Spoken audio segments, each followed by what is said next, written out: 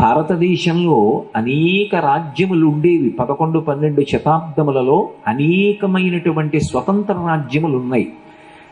కురు, పాంచాల, కోసల, కాశీ, మజ్జి, వల్ల, అంగ, మగధ, వత్స, మత్స్య, ఛేది, అవంతి, గాంధార, కాంభోజ, సౌరాష్ట్ర, ఆశ్మక, వేంగి, ఇలా ఎన్నో రాజ్యాలు. ఆ రోజులలో దక్షిణ దేశంలో వేంగి రాజులు పరమ బలవంతుడు. విష్ణువర్ధనుడు అని ఆయన పరిపాలిస్తున్నటువంటి కాలం. పశ్చిమ గోదావరి జిల్లాలో ఇప్పటికీ ఉంది పెనుగొండ అని. ఆ పెనుగొండని రాజధానిని చేసుకుని చుట్టుపక్కల ఉన్న కొన్ని గ్రామాలు పట్టణాలతో కలిపి సామంతరాజుగా కుసుమశ్రేష్ఠి అనబడేటటువంటి ఒక వైశ్యుడు రాజ్య పరిపాలన చేస్తున్నాడు. మనకి వేదం ఒక మాట చెప్తుంది, ఎక్కడికైనా వెళ్ళినప్పుడు బ్రాహ్మణుడైతే పూజ చివర శర్మ అని కలుపుకోవాలి. నేనేదో వెళ్ళాననుకోండి, నా పేరులో ఉందా లేదా వదిలేయండి, కానీ నేను పూజ చేస్తున్నప్పుడు, సంధ్యావందనం చేస్తున్నప్పుడు, దేవాలయానికి వెళ్ళినప్పుడు కోటేశ్వర శర్మ అహంభో అభివాదయే అనాలి.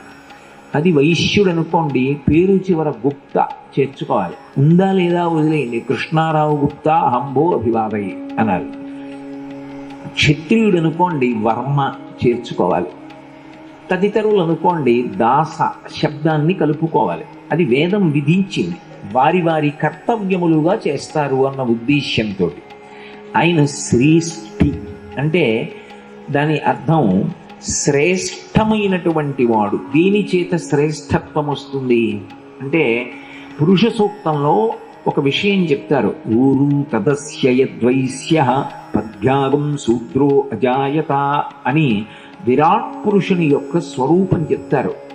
అది పక్షపాతరహితంగా తెలుసుకోవాలి. ఎవరిని చిన్నబుచ్చి మాట్లాడడం ఉండదు వేదానికి. అందరూ పరమేశ్వరుడి బిడ్డలు, ఎవరినీ చిన్నబుచ్చదు. మీకు నేను అసలు ఒక పెద్ద సత్యం చెప్పాలంటే, యథార్థానికి యజ్ఞోపవీతం ఉండి ఉపనయనం చేసుకుని 3 కాలముల యందు గాయత్రి చేసి ధరించవలసినటువంటి వాడికి పేర్కొనబడినటువంటి విధి విధానం కన్నా ఉపనయనం చేసుకునేటటువంటి అవకాశం లేకపోయినా సూర్యభగవానుడి వంక తిరిగి స్కాంద పురాణాంతర్గతమైన స్తోత్రాన్ని ఒక్కసారి చెప్పినంత మాత్రం చేత ఉపనయనాధికారం లేనివారు 3 పూట్ల సంధ్యావందనం చేసి సహస్ర గాయత్రి చేసిన ఫలితాన్ని పొందుతున్నారు అన్నారు. ఎవరిని చిన్నపుచ్చదు వేదం. అందరూ భగవంతుని యొక్క బిడ్డలు. బ్రాహ్మణోస్య ముఖమాసీత్, బ్రాహ్మణులు ముఖమండలంలో ఉంటారు అన్నారు. ఎందుకని అంటే ఈ క్రింద ఉండేటటువంటి శరీరాన్నంతటినీ నడిపించడానికి కావలసిన ఆజ్ఞ శిరస్సు నుండి వస్తుంది. బ్రాహ్మణుడు శాస్త్రాన్ని చదువుకోవాలి, పక్షపాతం లేకుండా శాస్త్రం మాట్లాడాలి, సమాజమునకు మంచి దారి చూపించాలి. అందుకని బ్రాహ్మణోస్య ముఖమాసీత్ బాహూరాజన్యకృత. క్షత్రియుడు ఏం చేయాలి? తాను సహజంగా చనిపోవడం కాదు, బలహీనుడైన వాణ్ణి బలవంతుడైన వాడు పాడు చేస్తుంటే బలహీనుణ్ణి రక్షించడానికి యుద్ధానికి వెళ్ళి చచ్చిపోవాలి. అందుకని బలమున్నవాడై ఉండాలి. అందుకని బాహూరాజన్యకృత, విరాట్ పురుషుని యొక్క బాహువులు క్షత్రియులైనారు. గురు తదస్య యద్వైశ్య, వైశ్యులు విరాట్ పురుషుని యొక్క తొడలై ఉన్నారు. ఎందుకు తొడలన్నారు అంటే శరీరంలో అన్ని అవయవాలు కన్నా లావుగా ఉండవలసినది ఏది అంటే తొడ. తొడలు బలంగా లేవనుకోండి, తొడలు బలహీన పడిపోయాయి అనుకోండి, సన్నగా అయిపోయాయి అనుకోండి, ఇక చలనం ఉండదు.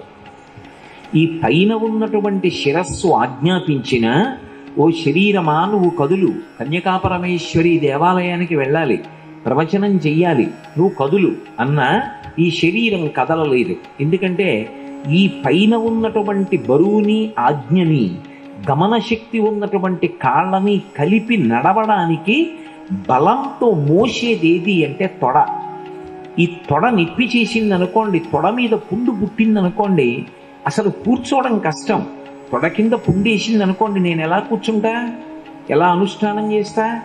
తొడ నిప్పెట్టింది అనుకోండి, గమనశక్తి ఏది, ఎలా కదులుతా? ఏమీ చెయ్యలేడు, చాలా కష్టపడిపోతాడు. తొడలు బలంగా ఉండాలి అంటే వాణిజ్య వ్యాపారముల యందు నిమగ్నమైనటువంటి వైశ్యులు పరిపుష్టంగా ఉన్నప్పుడే విరాట్ పురుషుడైనటువంటి సమాజం అంతా కూడా బలంగా ఉంటుంది అని దాని అర్థం.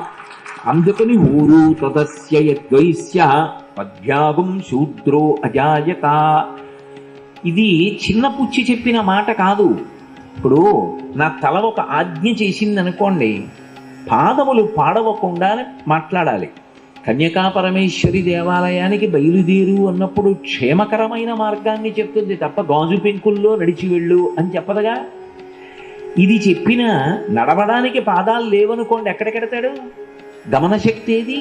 అసలు కదలడానికి అవకాశం ఏది? అందుకని 4వ వర్ణము వారు పాదములై ఉన్నారు. ఇప్పుడు మీరు ఒక్క మాట చెప్పండి, నిజానికి తల ఎంత గొప్పదైనా వీటి సహకారము లేని నాడు గమనము లేదు. ఆ శరీరం శవం పడిపోయినట్టు పడిపోయి ఉంటుంది.